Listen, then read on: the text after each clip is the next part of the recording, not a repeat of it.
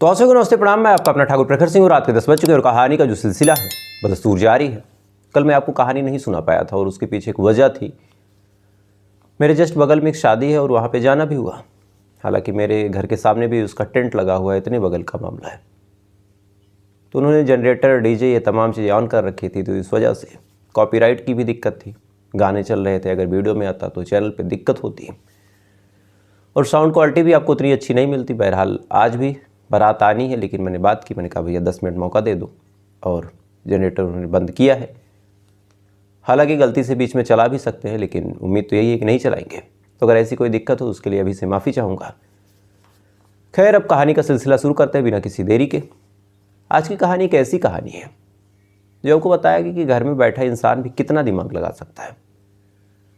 आमतौर पे जब हम किसी क्राइम को सोचते हैं, किसी क्राइम को सुनते हैं, जानते हैं, जहन में बस एक चीज़ आती है कि यार सोशल मीडिया का ज़माना है, ये लोग सोशल मीडिया से, टीवी से, मूवीज़ से ये तमाम आइडियाज़ लेते हैं, क्राइम शोज़ देखते हैं, उससे आइडिया लेते हैं। लेकिन हमें एक चीज़ सोचनी चाहिए कि क्राइम शो भी जो बना है वो किसी न किसी के ऊपर बना है। इसका मतलब किसी ने तो उस क्राइम को पहली बार सोचा था। बाकी लोगों ने भले ही आइडिया लिया हो, लेकिन किसी ने तो पहली बार सोचा था। अब जरूरी नहीं है कि वो बहुत दिमागी ही हो। एक गांव में बैठा मामूली इंसान, एक मामूली महिला भी ऐसे ऐसे प्लान को सोच सकती है। इसको जानने के बाद आपके पैरों तले जमीन खिसक जाएगी। ऐसा क्यों कह रहा हूं, पहले आप पूरी कहानी सुन लीजिए, फिर आप आराम से बताइएगा। आज की कहानी उत्तर प्रदेश के मैनपुरी की है और इसी मैनपुरी में एक गांव लगता है बिछुआ गांव। इसी बिछुआ गांव में एक फैमिली रहा करती थी, मुस्लिम फैमिली। एक शख्स जिसका नाम था साजिद, उसकी पत्नी यामना, उसका जो साजिद है उसके पिता। परिवार ठीक ठाक था, ज़्यादा पढ़े लिखे ये लोग थे नहीं, लेकिन अपने घर के गुजर बसर के लिए मेहनती थे, मेहनत करते थे। नेचर भी बड़ा अच्छा था, ना किसी से कोई लड़ाई, ना किसी से कोई झगड़ा। तमाम चीज़ें बिल्कुल ठीक ठाक चल रही थी। वक्त धीरे धीरे आगे बढ़ रहा था। आमना और साजिद की जो शादीशुदा ज़िंदगी थी वो भी ठीक ठाक चल रही थी। तमाम चीज़ें बिल्कुल बढ़िया। न गांव में किसी से कोई बात विवाद, न किसी से कोई लड़ाई झगड़ा, न कहीं कोई दिक्कत, न कोई परेशानी, न परिवार में कोई कलह, न कोई ज़मीनी विवाद, सब कुछ बढ़िया। लेकिन अचानक से भी चंद दिन पहले की बात है, जो साजिद है अपने घर से गायब हो जाता है। घर से बता के निकला कि अभी आऊँगा, उसके बाद आया नहीं। पत्नी परेशान हुई, उसने फ़ोन ऑन किया, फ़ोन लगा नहीं। जब फ़ोन नहीं लगा तो फिर उसने अपने ससुर यानी साजिद के पिता को पूरी बात बताई और कहा कि साजिद ऐसे ऐसे बोल के गए और आए नहीं। अब ये तमाम चीज़ें जब पिता को पता चलती है तो पिता खोजना शुरू करते हैं। सबसे पहले आसपास के लोगों से पूछा कि मेरे बेटे को कहीं देखा। तमाम लोगों ने कहा नहीं भाई, हमने नहीं देखा। उसके बाद दोस्तों यारों से पूछताछ की कि किसी ने देखा हो। इत्तेफाक से वहाँ भी किसी ने नहीं देखा। अब जैसे जैसे वक्त आगे बढ़ रहा, पिता बेचारा परेशान अपने बेटे को खोज रहा, लेकिन कहीं से कोई अता पता चला नहीं। धीरे धीरे वक्त आगे बढ़ता रहा, पिता परेशान, पत्नी का अलग बुरा हाल। धीरे धीरे ये बात 100 नंबर जो है, 112 नंबर, उस पर भी पहुंची। उन्होंने भी थोड़ी सी चिंता जताई। उन्होंने कहा ठीक है, हम खोजने की कोशिश कर रहे हैं। इसी दौरान 100 नंबर, 112 नंबर जो भी है, उस पर कॉल जाता है। कॉल करने वाला शख्स एक जानकारी देता है। दरअसल वो बताता है कि साहब, आज मैं अपने खेतों के पास गुजर रहा था और इसी दौरान मैंने देखा कि वहाँ पे एक आदमी की डेड बॉडी पड़ी है। अब ये बात जैसे ही पुलिस के पास आती है, पुलिस फौरन भाग के उस आदमी के खेत के पास जाती है। जाने के बाद जब देखती है तो एक आदमी उम्र बमुश्किल 30 से 35 साल, ठीक ठाक कपड़े पहने हुए नौजवान, सर पे किसी भारी चोट का निशान था और बॉडी को जलाया गया था। अब ये तमाम चीज़ जैसे पुलिस वाले देखते हैं, फौरन बॉडी को अपने कब्जे में लेते हैं और फॉरेंसिक की जो टीम है पूरे इलाके की तफ्तीश करना शुरू करती है। लेकिन पहला सवाल तो यही था कि आखिर ये बॉडी है किसकी, तो पता करना शुरू किया। जब पता करना शुरू किया तो पता चला कि आसपास के इलाके में एक साजिद नामक शख्स है जो गायब है। पुलिस ने कहा भाई पहले उसके घर वालों को पूछो। इसके बाद साजिद के पिता को बुलाया गया। साजिद के पिता को जब लाश दिखाई गई तो पता चला कि ये लाश तो साजिद की है। अब तक साजिद गायब था, अब उसकी लाश मिल गई। ये चीज पिता जब देखता है बेचारा गश खा के गिर जाता है। पत्नी को पता चलता है, वो अलग रोने पीटने लगती है। बहरहाल पुलिस वाले जैसे तैसे करके परिवार वालों को समझाते हैं, बॉडी अपने साथ लेके जाते, उसका पोस्टमार्टम करवाते हैं। इधर फिर जांच पड़ताल शुरू होती है। चूंकि मामला अब एक कत्ल का था, सबसे पहले उस खेत को अच्छे से तलाशा कि कुछ मिले। बदकिस्मती से वहाँ कुछ मिला नहीं। उसके बाद पुलिस वालों ने पिता से पूछताछ शुरू की कि आपको किसी पे कोई डाउट, किसी पे कोई दुश्मनी, ये तमाम चीज़ें जब पूछी पिता ने और साजिद की बीबी यानी आसमा ने फौरन एक नाम लिया। उन्होंने कहा साहब एक शख्स है भोला, और इससे हमारे परिवार की बहुत बड़ी दुश्मनी है पिछले 3-4 सालों से। पुलिस ने पूछा कैसी दुश्मनी? तब एक कहानी पता चली। दरअसल पता चला कि बात साल 2022 की है, जब भोला अपने कुछ दोस्तों के साथ आसमा को अकेले जब देखता है तो देखने के बाद दबोच लेता है। दबोचने के बाद बारी बारी से भोला ने, उसके दोस्तों ने, इन तमाम लोगों ने सामूहिक रेप किया। घंटों तक आसमा को प्रताड़ित करते रहे, घंटों तक आसमा की इज्जत के साथ खेलते रहे, खिलवाड़ करते रहे। अंत में जब इन लोगों का मन भर गया तो इन्होंने आसमा को छोड़ दिया और कहा कि अगर किसी से कोई जानकारी की या फिर किसी से भी इस बारे में जिक्र किया तो तुम्हारे पति को मार देंगे। तो आसमा बेचारी जब इतने दर्द को झेलती है, झेलने के बाद घर आती, डरती है, क्या करे, पति की जान को खतरा था। लेकिन फिर दिमाग में आता है कि इस तरह डर के काम नहीं चलेगा। आसमा ने डिसाइड किया कि वो पुलिस कंप्लेन करेगी। उसके बाद आसमा पुलिस कंप्लेन करती है। पुलिस कंप्लेन करने के बाद इन लोगों को गिरफ्तार किया जाता है, जांच पड़ताल होती है, मामला कोर्ट में जाता है और कोर्ट ने इन लोगों को जमानत दे दी। अब जमानत दे दी, देने के बाद आसमा के मन में आक्रोश, उसने और मुकदमे करने शुरू किए, लेकिन कुछ खास बात बनी नहीं। इसी वजह से ऐसा लगता है कि भोला ने ही साजिद को मार दिया। अब ये पूरी कहानी जब पुलिस वाले सुनते हैं तो यहाँ पे एक मोटिव भी था, रीजन भी दिख रहा था, और तमाम ऐसे सर्कमटेंशियल चीजें थी जो चीख चीख के कह रही थी कि भोला ने ही सब कुछ किया है। फौरन पुलिस की टीम जाती है, जाने के बाद भोला को गिरफ्तार करती है। गिरफ्तार करने के बाद तबीयत से पूछताछ करती है। पूछताछ करने के बाद जब काफ़ी प्रताड़ित किया भोला को, तब भोला ने अपना मुंह खोला, और मुंह खोलने के बाद एक दूसरी ही कहानी बताई। दरअसल भोला ने कहा साहब ये जो महिला है आसमा, ये जितनी शरीफ दिखती उतनी शरीफ है नहीं, और मुझे तो डाउट है कि कहीं इसने ही नहीं अपने पति को मार दिया हो। अब पहले आसमा ने भोला पे आरोप लगाया, भोला ने पलट के आसमा पे ही लगा दिया, और साथ ही कई ऐसे सबूत बताए, कई ऐसी चीज़ें बताई, जैसे उस दिन वो कहाँ था, किसके साथ बैठा था, उसकी मौजूदगी किसके साथ थी। ये तमाम चीज़ें पुलिस वालों को कहीं ना कहीं यकीन दिलवा देती है कि जो भोला था उस क्राइम सीन या फिर उस जगह से या फिर उस दिन उसकी मौजूदगी कहीं और ही थी। तब इसका मतलब आसमा झूठ बोल रही है। लेकिन इधर भोला ने आसमा के बारे में कुछ बताया।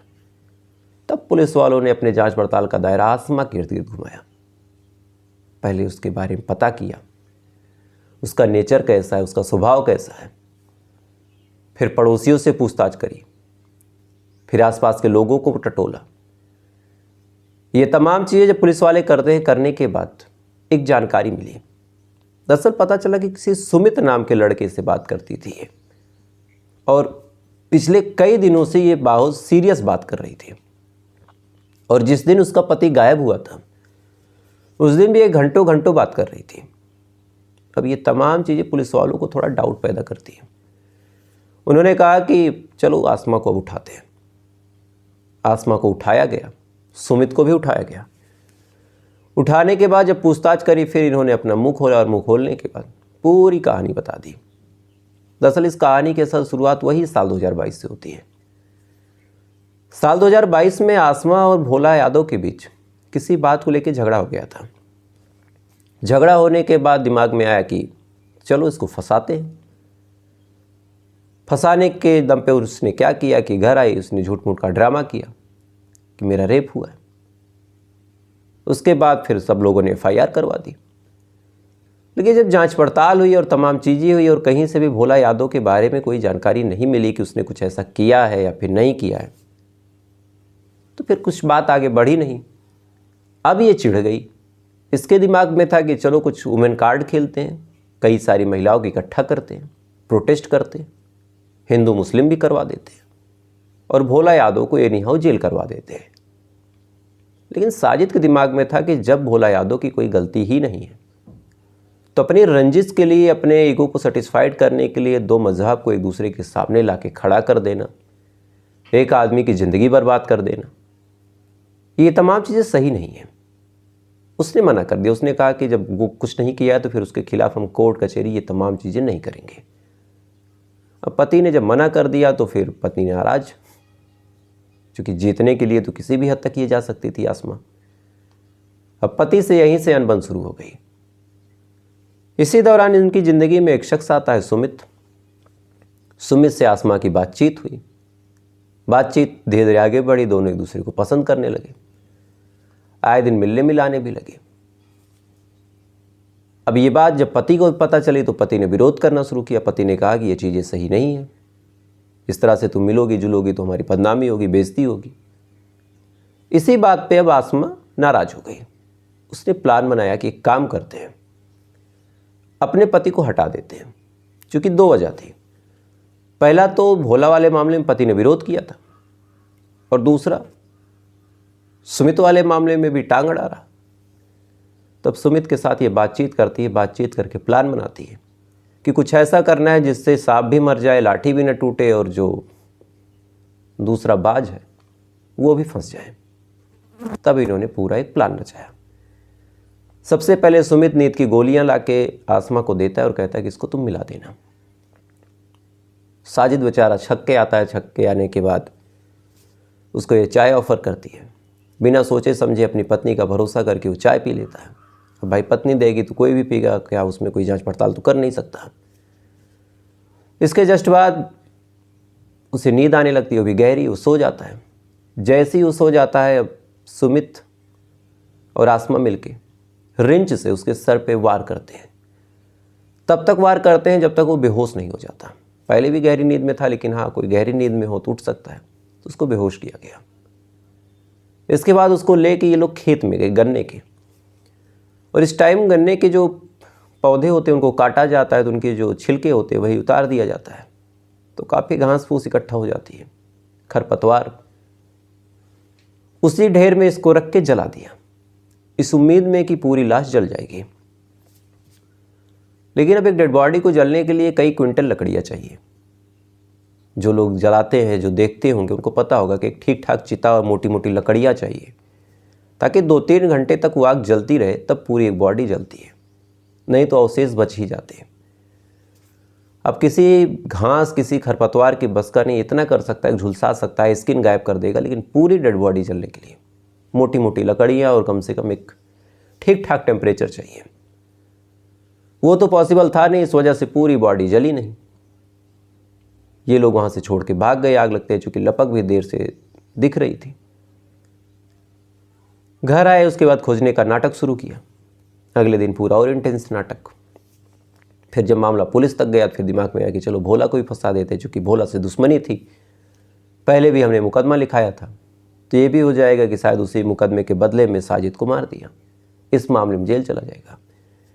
यानी इनके दिमाग में था कि भोला से भी पीछा छूटेगा, इधर पति से भी पीछा छूटेगा, हम दोनों पूरी ज़िंदगी बातचीत करते रहेंगे, किसी को कुछ अता पता नहीं चलेगा। लेकिन पुलिस ने जब जांच पड़ताल की, तब ये पूरी कहानी निकल के सामने आई। आपको याद होगा कल मैंने एक कहानी सुनाई थी, कायदे से परसों। इस कहानी में कैसे एक पत्नी के भरोसे को तोड़ा एक पति ने, कि बाकायदा अपने आप को मार खिलवाता है ताकि पत्नी उसको बचाने के लिए बाहर आए। आने के बाद फिर उस पत्नी को बेरहमी से पीट पीट के मरवा दिया, खुद पे भी 2-4 बार करवा लिए ताकि कोई डाउट ना करे, कोई शंका ना करे। वहाँ एक पति के ऊपर जो पत्नी भरोसा कर रही थी, उस भरोसे का कितना बेदर्दी से कत्ल हुआ। यहाँ एक पति बेचारा अपनी पत्नी को बस सही रास्ता दिखा रहा था कि कोई गलत नहीं है, तुम उसको फर्जी मुकदमे में क्यों फंसाओगी, रेप जैसी गंभीर धारा लगाओगी, ज़िंदगी बर्बाद हो जाएगी। उसके घर में किसी बिटिया से कोई शादी नहीं करेगा, किसी लड़के से कोई शादी नहीं करेगा, सब ऐसे परिवार से बसते हैं। कोई मर्डर में जेल में गया हो तो शायद उसको सामाजिक तौर पे स्वीकार लिया जाए, लेकिन किसी लड़की के मामले में अगर कोई जेल गया हो, वो भी रेप जैसी गंभीर आरोप में, तो शायद 2-3 पीढ़ियों तक उस परिवार से आज के टाइम में कोई बात नहीं करना चाहता। यही चीज़ साजिद समझा रहा था। इसके दिमाग में था कि चाहे हिंदू मुस्लिम खेलना पड़े, चाहे जो करना पड़े। साजिद बेचारा ये भी मना कर रहा था कि देश का माहौल वैसे ही बात बात पे कठोर हो जा रहा है, इस टाइम हथियार निकाल ले रहे हैं लोग, तो ये तमाम चीज़ें ना हो, चीज़ें शांति से रहें। जब हिंदू मुस्लिम का कोई मामला ही नहीं, हम लोग प्यार से रह रहे तो क्यों फंसाएं भोला को। लेकिन शायद अच्छे के लिए समझाना भी आज के टाइम में अपनी जान की दुश्मनी लेना है। सेम चीज़ें इसके साथ हुई। पहले भोला को फंसाने के लिए FIR करवाया, फिर अपने ही पति को रास्ते से हटा दिया, वो भी सुमित के साथ मिलके। सुमित के दिमाग में क्या आया था कुछ पता ही नहीं। एक महिला के प्यार में इस कदर पागल के एक मासूम पति को मरवा दिया, साथ में हत्या करी। दिमाग में ये भी नहीं आया कि आज मेरे लिए अपने पति को मार रही है तो क्या पता कल किसी और के लिए मुझे भी मार दे।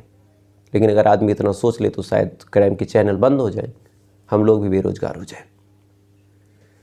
खैर, ईश्वर की बड़ी अच्छी कृपा रहेगी, भाई साहब ने जनरेटर ऑन नहीं किया, पूरी कहानी मैंने आपको बड़े आराम से सुना दी। तो इस कहानी के बारे में आपकी क्या राय है कमेंट जरूर कीजिएगा। वीडियो अच्छा लगा, ऐसी क्राइम की कहानियाँ सुनने के आप शौकीन हैं तो वीडियो को लाइक करके चैनल को सब्सक्राइब जरूर कर लीजिएगा, बेल आइकन ऑन कर लीजिएगा। तो आपसे कल फिर मुलाकात होगी ऐसी किसी कहानी के साथ। तब तक आप अच्छे रहिए, खुश रहिए, अपना ख्याल रखिए, अपने देश का ख्याल रखिए। जय हिंद, वंदे मातरम।